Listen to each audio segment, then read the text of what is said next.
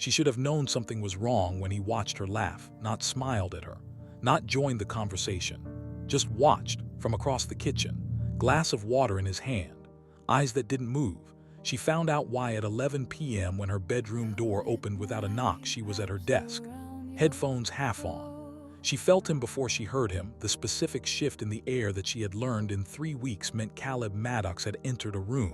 He crossed to her in 4 steps. His hand came around from behind, fingers wrapping slowly around her jaw, not hurting, not yet, just holding, and he turned her head slightly so his mouth was at her ear. "Guy you were laughing with today." His voice was barely above a whisper, low and controlled and absolutely certain. "You won't speak to him again." Nora's heart was slamming against her ribs. She kept her voice steady. "He's in my class," she said. "He's my friend." Anymore. She reached up and pulled his hand away from her jaw. Turned in her chair to face him, he let her, which somehow felt more dangerous than if he hadn't. "My stepbrother," she said. "Not my husband, not my father. You don't get to tell me who I talk to." He looked at her for a long moment. His expression was what it always was, perfectly, infuriatingly blank. The face he showed the world. The one everyone at his school thought was just brooding and mysterious and attractive. She had lived with him for 3 weeks. She knew it wasn't blankness. Control. Absolute deliberate control over everything he felt, which meant he felt things, which was somehow worse. His hand moved. Not to her jaw this time, to the back of her neck. Fingers wrapping slowly into her hair, tilting her head back just slightly. "That," he said against her ear, was a warning. He let go. He walked to her door. "Lock this," he said without turning around. "Next time I won't knock." He left. Nora sat in her chair for a long time after. Her heart was still hammering. Her neck was still warm where his hand had been. She was furious and shaken and absolutely certain of one thing. She was not going to be afraid of Caleb Maddox. She was also not going to pretend that her hands weren't trembling 3 weeks earlier. Moving in had seemed like the manageable part. Her mother, Alina, had married Richard Maddox in a small ceremony in June. Small because Richard's son had refused to attend, which Nora had filed under asterisk warning signs, and her mother had filed under he just needs time. Asterisk Nora had her own feelings about the marriage. She kept them mostly to herself because her mother was happy in a way she hadn't been in years, and Nora had long ago learned that her mother's happiness was worth the cost of her own silence on certain things. What she hadn't anticipated was the house.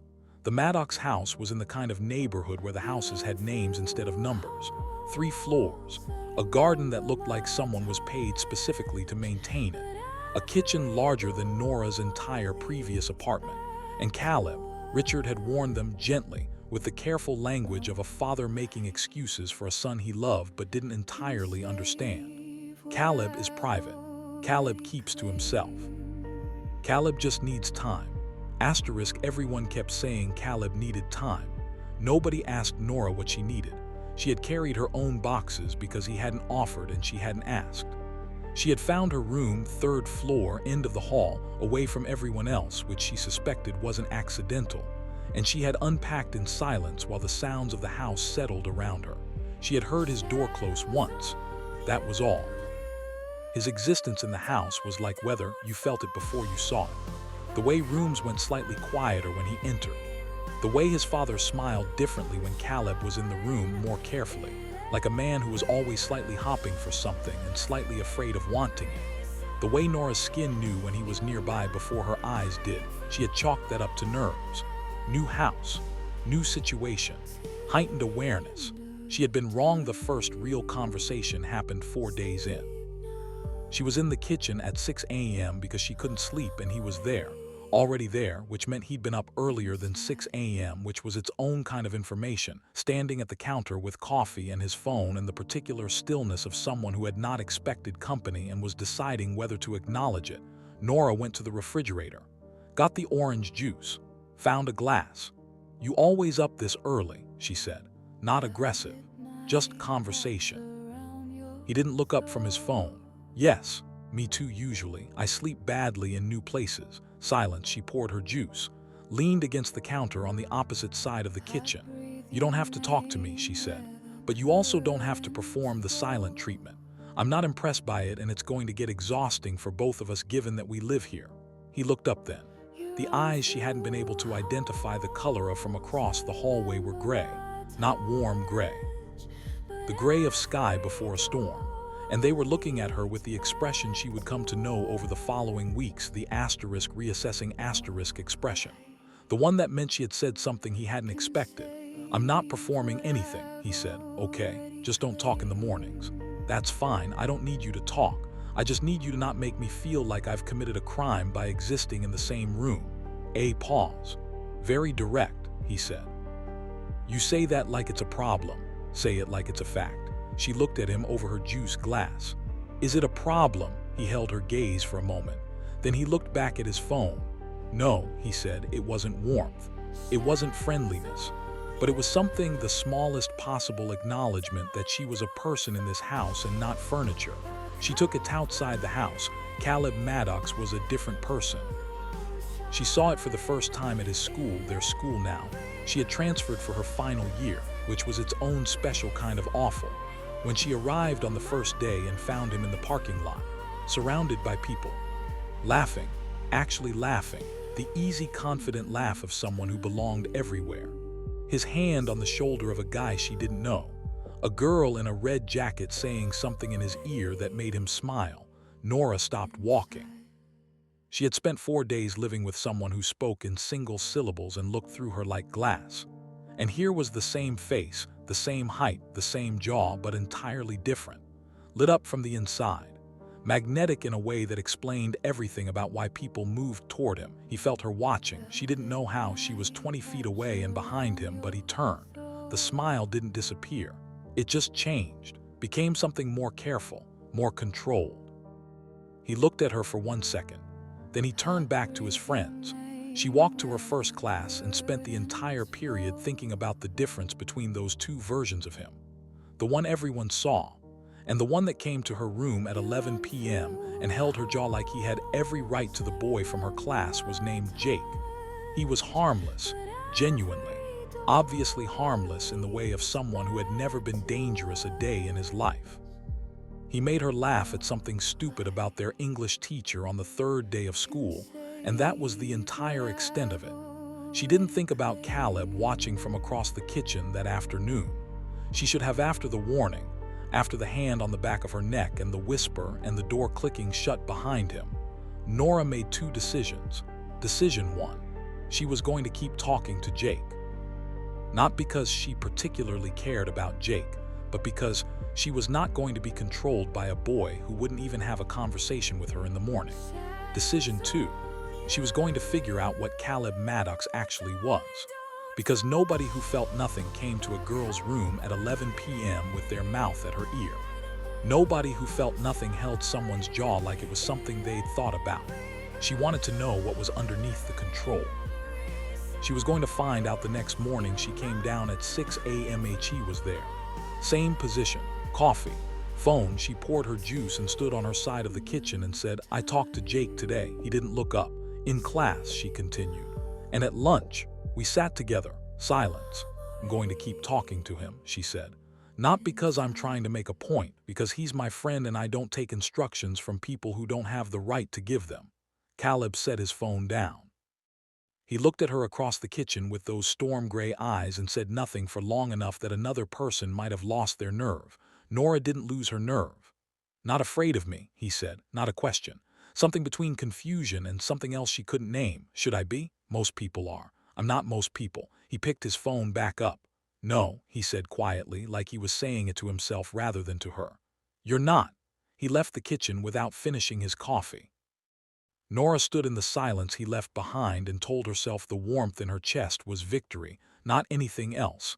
Definitely not anything else. It was 2 weeks after the warning when the almost happened. Their parents had left for a long weekend. Richard's idea, a belated honeymoon.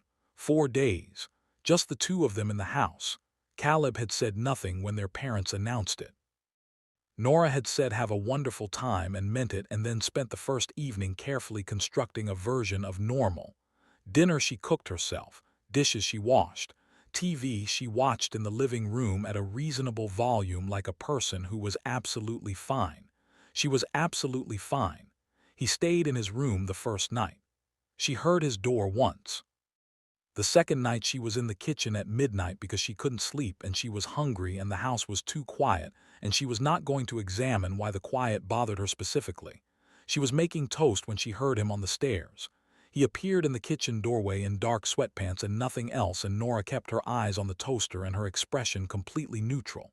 "Couldn't sleep," she said, not a question, making it easy. "No." He went to the refrigerator, got water. They existed in the kitchen in silence that was different from the morning silences, less structured. The late hour made things looser somehow, less defended. "Can I ask you something?" she said. He leaned against the counter. "You're going to anyway, fair. Why do you hate me?" He looked at her. "I don't hate you," he said. "You acted like you did for the first 2 weeks." "I acted like I act with everyone." "You didn't. I've seen how you act with everyone. She searched for the word. "You're different with them." "Not different.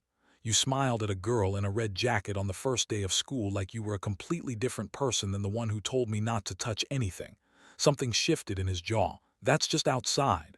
"What does that mean?" He was quiet for a moment. Then, "It means outside I know what people want. I know how to give it to them. In here," he stopped. "In here," she prompted.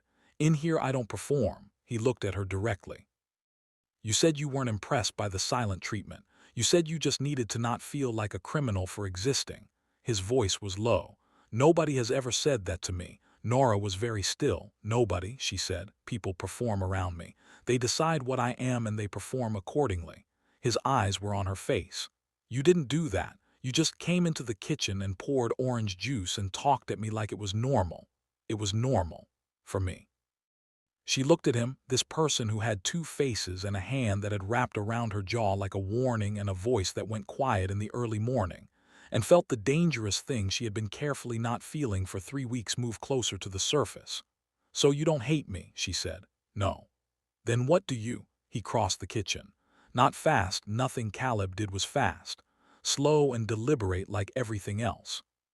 He stopped in front of her close enough that she had to look up, and the toaster was behind her and there was nowhere to go, but she didn't want to go anywhere, and that was the most dangerous thing. He looked at her face, her eyes, her mouth. His hand came up slowly, giving her time to stop it, and his thumb traced her jaw the way it had that night, except completely differently. Not a warning. Something that had no name she was willing to say out loud. Nora. Her name in his mouth was something she had no defense for. "Don't," she whispered.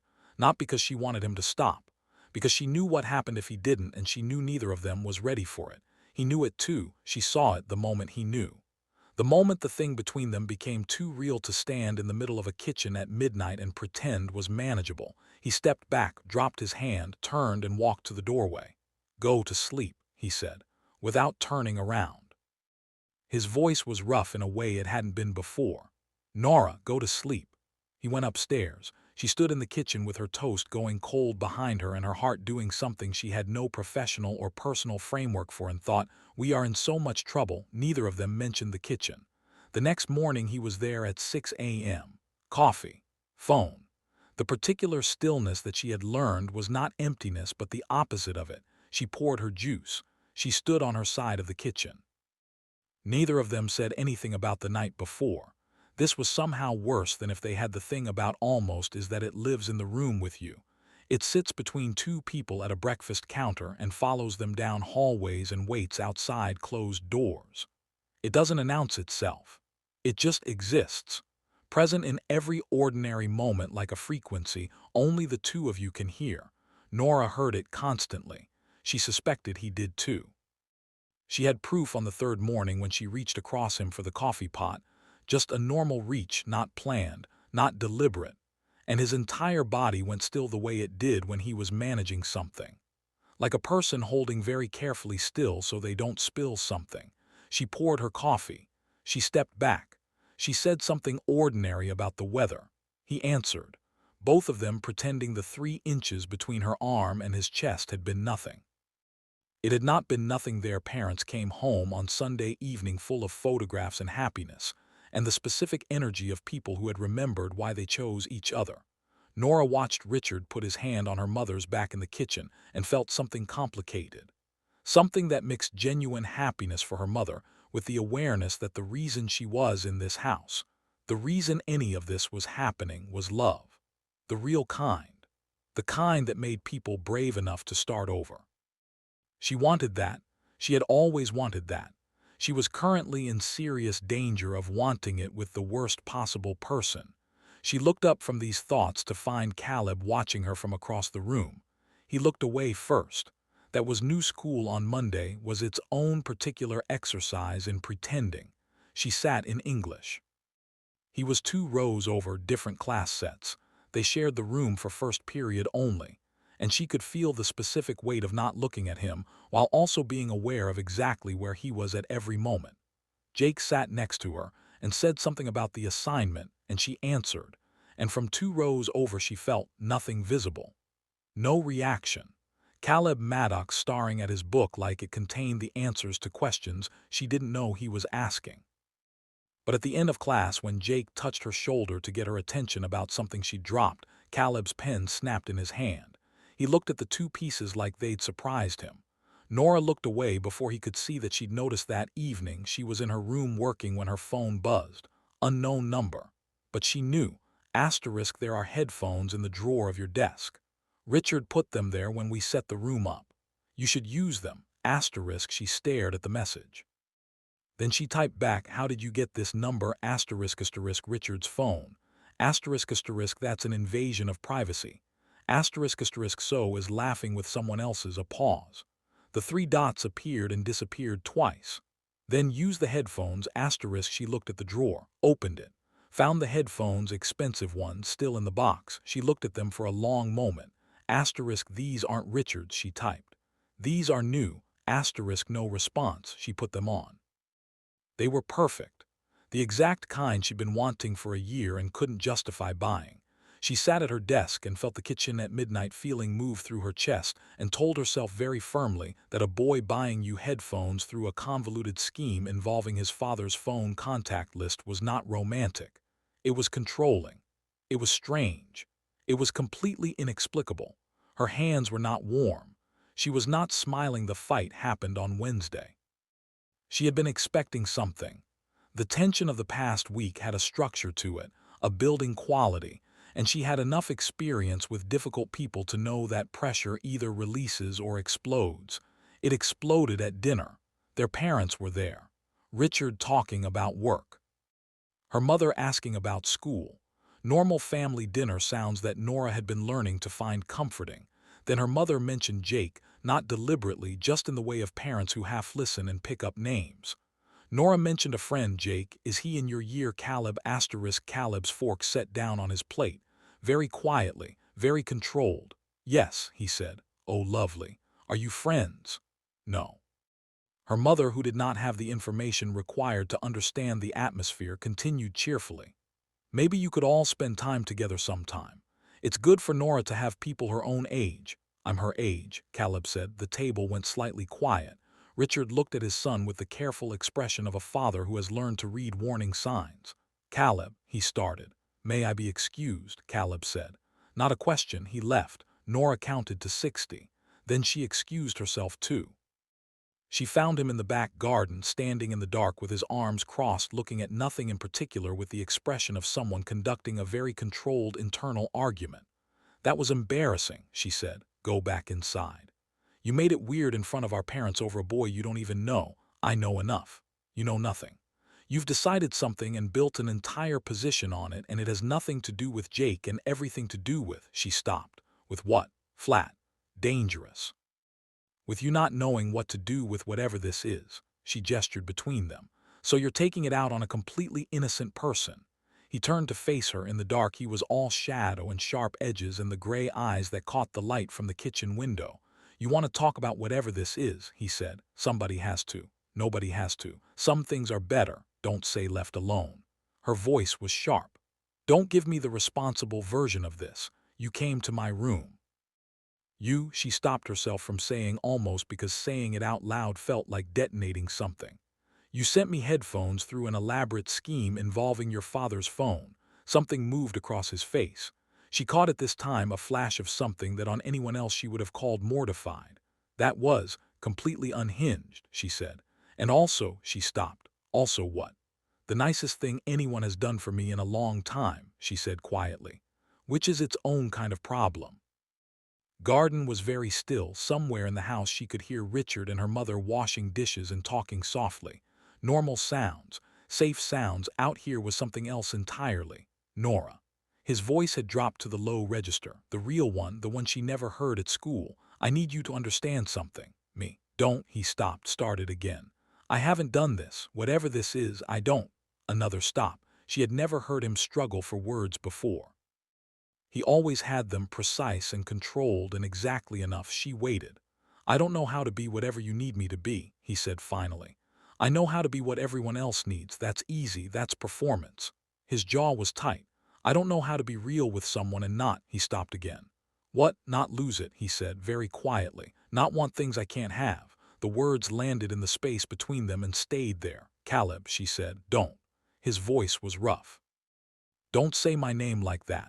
Like what? Like you're. He turned away, hand going through his hair, the first time she'd ever seen him do something uncontrolled with his body. Like you actually see me. I do actually see you. He turned back. That's the problem, he said. He was close. She didn't know when he'd gotten close. Sometime during the conversation, the distance had collapsed without either of them deciding it. His hand came up and his knuckles brushed her cheek so softly it barely registered as contact. A question rather than a statement. She didn't move. This is a bad idea, he said. His eyes were on her mouth. Terrible, she agreed. We live in the same house. I know, parents are married. I know that too. Nothing about this is simple. Caleb, she looked up at him. I know all of it. I've been trying to unknow it for 3 weeks and I can't. He looked at her for a long moment. Then his forehead dropped to hers, not a kiss. Something before a kiss. Something more intimate in its way than anything else could have been. Two people pressing their foreheads together in the dark with their parents 30 feet away and the full impossibility of the situation surrounding them. His hand cradled the back of her head. Her hand had found his shirt without her deciding it would. Tell me to stop, he said quietly. I'm not going to do that. I'm not going to tell you to stop. He breathed. Slow and unsteady, the least controlled she'd ever heard him. Then his phone buzzed in his pocket. Richard's voice came from the kitchen window. Caleb, can you come help with something? Asterisk. He didn't move for 3 seconds. Then he stepped back. His hand fell from her hair. He looked at her face for one long moment, memorizing, she thought, the way she'd memorized his, and then he turned and walked back into the house. Nora stood in the dark garden. Her heart was hammering. Her forehead was still warm where his had been. Inside, she could hear him answering his father. Normal voice. Easy. The outside version switching on like a light. She stood in the garden for a long time. Then she looked up at the dark sky and thought, we are so far past trouble. Asterisk. It was 3 days later when everything broke open. She came home from school to find him already there, which was unusual. He was always later than her, sitting at the kitchen counter not doing anything. No phone. No coffee, just sitting. She dropped her bag. You're home early, free period. He looked at her. Jake asked you out. A question she had been deciding how to handle this conversation for 6 hours. Yes. What did you say? I said no. She held his gaze. Not because of you, because I don't feel that way about him. A pause. But Caleb, I need you to hear this. Who I talk to, who asks me out, what I say, those are my choices, not yours. You don't get to control that. His jaw was tight. I know. Do you? I know, he said again, quieter. He stopped. I'm working on it. That I'm working on it was the most honest thing he had ever said to her. She crossed the kitchen and sat across from him. Tell me something real, she said. Not about this, about you, something I don't know. He looked at her strangely. Why? Because I want to know you, the real version, not the one you perform outside and not the one that comes to my room with warnings. She met his eyes. The actual you. A long silence. Then, I failed my first year at my last school. She hadn't known that. Nothing in what she'd seen of him suggested anything but effortless competence. What happened? She said. My mother left. He said it without drama, like a fact rather than a wound. She just left. I was 15. I spent a year not doing anything. Then I decided, he paused. Then I decided that if I controlled everything else, nothing could do that again. Nora sat with that. Does it work? She said quietly. He looked at her. It did, he said. Until you came into the kitchen and poured orange juice and talked at me like it was normal. She felt the thing in her chest that she had no safe name for. Not telling you that so you feel sorry for me. His voice was steady. I'm telling you because you asked for something real and that's the realest thing I have. She reached across the counter. Her hand covered his. He looked down at it. then up at her. "I'm not sorry for existing in your kitchen," she said. Something in his face just for a moment was completely open, undefended, the face underneath all the faces. "Not sorry either," he said, very quietly, his hand turned under hers and held on. The hand-hold lasted 4 seconds, then his phone buzzed and he pulled away and the moment closed like water over a stone and neither of them acknowledged that it had happened. This was becoming a pattern, almost. Then nothing, almost. Then nothing. Nora was beginning to understand that with Caleb Maddox the almost moments were not failures. They were him, the way he moved toward things he wanted, slowly, carefully, testing the ground before he trusted it. She understood it. She was also losing her mind. Friday night her mother knocked on her door. "Everything okay?" Alina sat on the edge of her bed with the careful expression of a mother who has noticed something and is deciding how much to say. "Fine," Nora said. "You seem." Her mother paused. "Different, school, new house, lots of adjustments." "Caleb," her mother watched her face. He's fine," Nora said, too quickly. Her mother looked at her for a long moment. Alina Quinn had raised Nora alone for 16 years. She knew her daughter's face better than any map. "Nora, Mom." Nora met her eyes. "Everything is fine, I promise." Her mother looked at her for one more moment. Then she nodded and kissed her forehead and left. Nora sat in the silence and thought about the word fine and how completely inadequate it was for what was actually happening. Saturday morning she came down at 6 a.m. He wasn't there.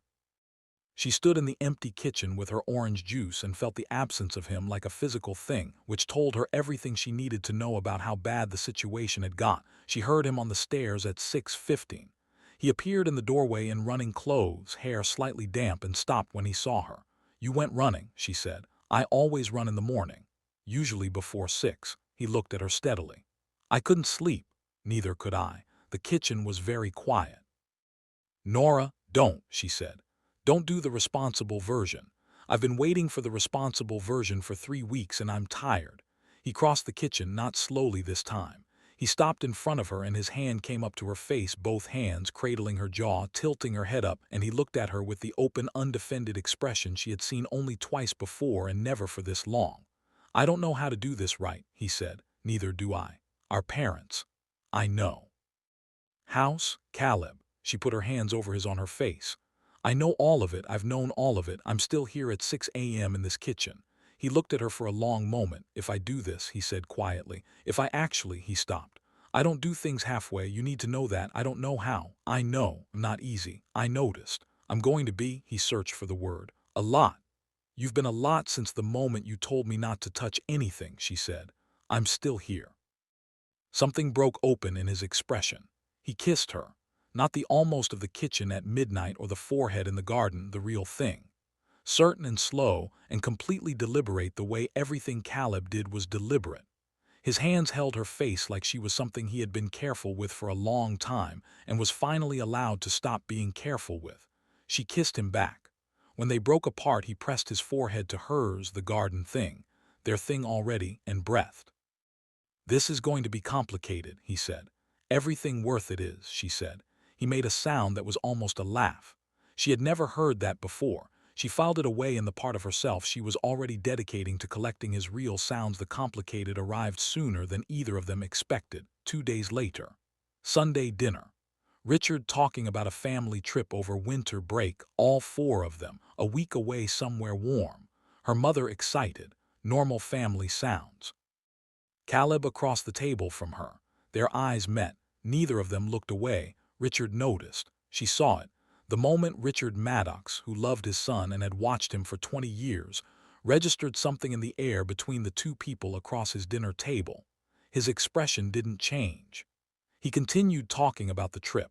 But after dinner, when Nora was helping clear plates, he quietly asked Caleb to help him with something in the study. She heard the door close.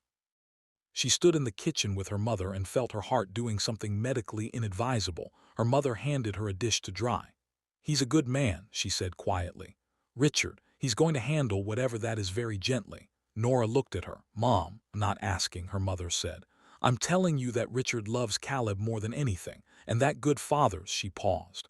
"Good fathers want their children to be happy, even when happy is complicated." Nora didn't know what to say. Her mother handed her another dish. Also, Alina said mildly, you've been glowing for a week. I'm your mother, I notice. Caleb came to her room at 10 p.m. He knocked this time. She opened the door and read his face, which she was getting good at, the real face, the one only she saw, and said, how bad? Not bad. He leaned in the doorway. He paused, decent about it. What did he say? He said. Caleb looked at the floor for a moment. Something in his jaw worked. He said he'd been watching me for a week and he hadn't seen me look like myself in years. He looked up. He said whatever was happening, he wasn't going to be the thing that stopped it. As long as he stopped. As long as what? As long as I was certain. As long as it was real. His eyes met hers. He asked me if it was real. What did you say? I said yes. Simply. No performance, just the word. Nora felt something in her chest settle, the thing that had been braced for weeks finally finding ground. And my mom, she said. He's talking to her now. He pushed off the door frame. Nora, come in, she said. Stop standing in doorways. He came in. He sat on the edge of her desk chair, not on her bed, still careful, still him, and looked at her where she'd sat on the bed. Need to tell you something, he said. Okay, the night you moved in. He looked at his hands. When I said don't touch anything. He paused. I said it because you walked through the door and he stopped. You what? I noticed you, he said quietly. Immediately, before you'd said a word, and I knew. He stopped again. Caleb, what did you know? He looked up at her. That you were going to be a problem. His voice was very low. That you were going to be the kind of problem I didn't have a system for. So I built a wall immediately. The room at 11 p.m. The warning about Jake, he had the expression of someone facing something honestly. Control, he said. I couldn't control what I felt, so I tried to control. He stopped. I know it's not okay, she said, gently but clearly. You know that, I know, no defensiveness. I'm not, he looked at her. I'm not that person, I don't want to be that person with you. Then don't be, I'm working on it. The same words as before. I mean that. She looked at him, this person who had two faces and had chosen to show her the real one, and was sitting in her desk chair at 10 p.m. admitting his worst impulses with the same directness she demanded of him in the kitchen on day 4. She crossed the room. She sat on the edge of the desk in front of him so they were level. Not easy either, she said. I push back on everything. I don't back down. I'll call you out every time. I know. The corner of his mouth moved. I'm counting on it. This is going to be complicated, he said. We've established that, really complicated. He reached out and tucked a piece of hair behind her ear with the focused deliberateness he brought to everything. I've been managing my life perfectly for years. I've been fine. I've been controlled and careful and completely fine. He held her gaze. I don't want fine anymore, she looked at him. What do you want, she said quietly. This, he said. You, complicated, difficult, worth it. He held her gaze. You asked me to be real. This is me being real. She leaned forward and pressed her forehead to his, their thing, already theirs. Okay, she said. She pulled back enough to look at him. But if you ever come to my room with a warning again, I won't. I won't, he said again, steadier. I promise, she believed him. Not because promises were easy, but because she had watched this person be honest with her in ways that clearly cost him something. And she had learned that Caleb Maddox's words, few as they were, meant exactly what he said. **3 months later **. The house had a rhythm now 6 a.m. in the kitchen, both of them. His coffee and her orange juice. The morning silence that was no longer empty, but full of everything that didn't need to be said. Schools separate enough that nobody had to navigate it. Together enough that she always knew exactly where he was, and he always knew exactly where she was, and that was enough. Dinner with their parents. Richard and her mother, who had somehow built a family out of the wreckage of previous lives and were quietly daily choosing each other. And the moments between, the ones that were only theirs. The garden at night. Her desk chair. The kitchen at midnight when neither of them could sleep, and the house was quiet and they talked in the real language they'd been building since day 4. She was in the kitchen on a Wednesday morning when she felt him behind her, his arms coming around her from behind, his chin dropping to her shoulder, the specific warmth of someone who had decided you are safe and is not afraid to show it. Good morning, he said against her hair. She leaned back into him. You're affectionate before 6 a.m. Don't tell anyone. Your reputation would survive it. My reputation is irrelevant. His arms tightened slightly. You're the only one whose opinion I care about. She turned in his arms. He looked at her, the open face, the real one, the one she'd worked for and waited for and would choose every morning for as long as he'd let her.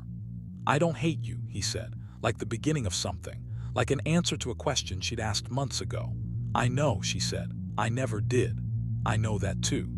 His forehead dropped to hers. Outside the kitchen window, the morning was doing what mornings do, arriving quietly, indifferently, full of ordinary light.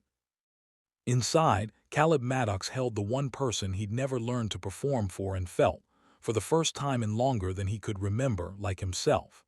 The end. He told her not to touch anything. She touched everything. Including the parts of him he thought were unreachable. And he let her. In the end, he let her.